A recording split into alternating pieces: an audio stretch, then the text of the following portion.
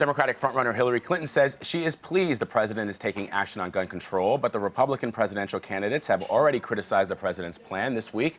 Both Senator Ted Cruz and Marco Rubio said the first thing they would do in office would be to undo President Obama's executive actions.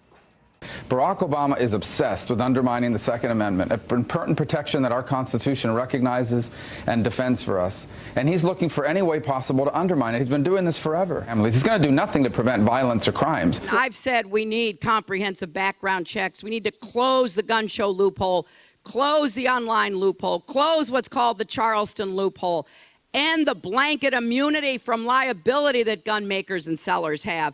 And for heaven's sakes, prohibit anyone on the no-fly list from buying a gun. If you are too dangerous to fly, you are too dangerous to buy a gun.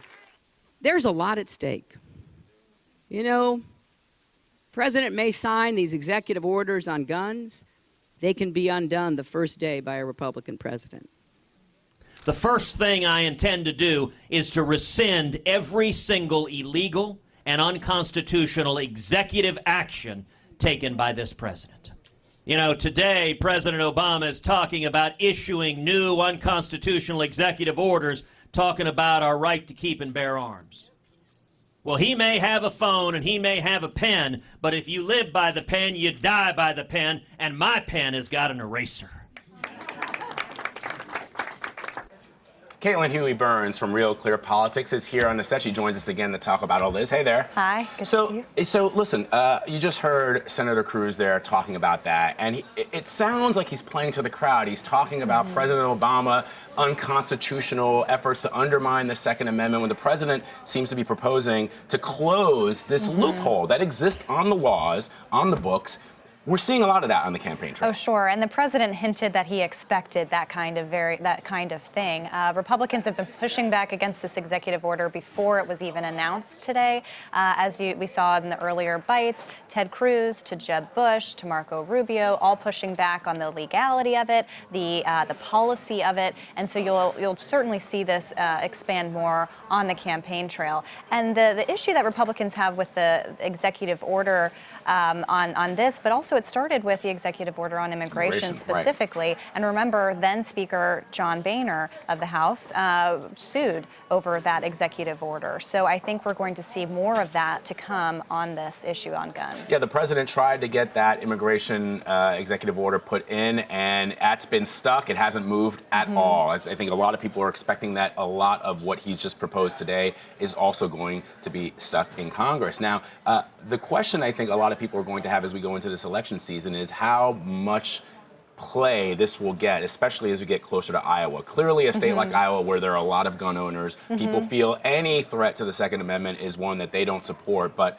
this is going to be something that's going to burn up the campaign trail. And this is a key issue in the Republican primary at this point. So you mentioned Iowa, but we also have a slew of southern states who vote in unison on March 1st. In that primary, that's where Ted Cruz is trying to really contend, and a variety of other candidates as well.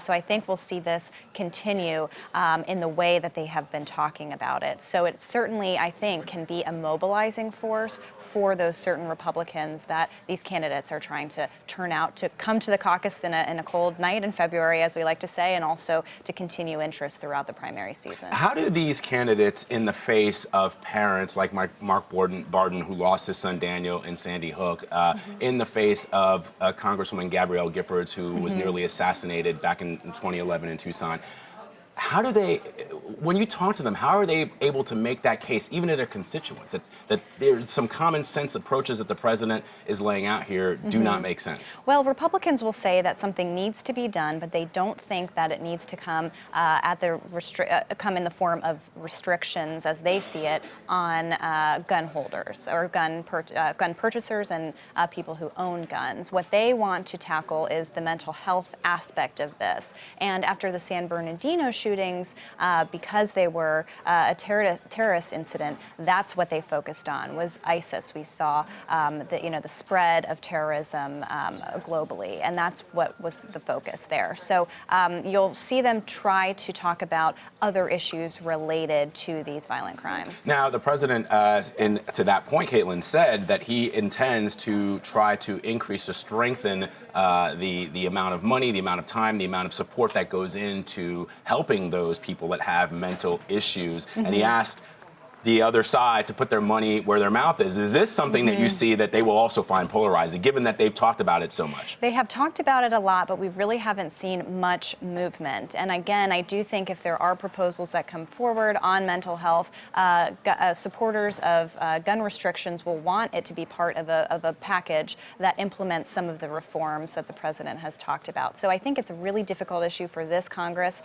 This Congress is especially polarized. So I think, as the president mentioned today, he's not going to see these changes in his presidency in this Congress. Let's talk about the Democrats now. I mean, clearly we've just been talking about why the Republicans find it so difficult to come to the table when so many, at least 50% in some cases of Americans, believe that there should be some kind of changes. As Jan Crawford pointed out, the polling that is done is very, very broad. But when you ask Americans about some specific issues, they do want to see some change. But as far as the Democrats are concerned, do they have a tin ear when it comes to what a lot of people are saying about the Second Amendment, how strongly they feel about it? Well, that's why they are focused on the issue of background checks, because they know it draws bipartisan support. And so that's been the focus of the president, but also the focus, as we heard earlier, from Hillary Clinton. On the Democratic side, this is not an issue that divides the party really in any way right now. We've seen a progression, actually, from 2008 to now. Democrats are firmly supportive of the president's executive actions. And Hillary Clinton reminding voters that those could be gone under a Republican president. So you'll certainly see this continue on in the general election.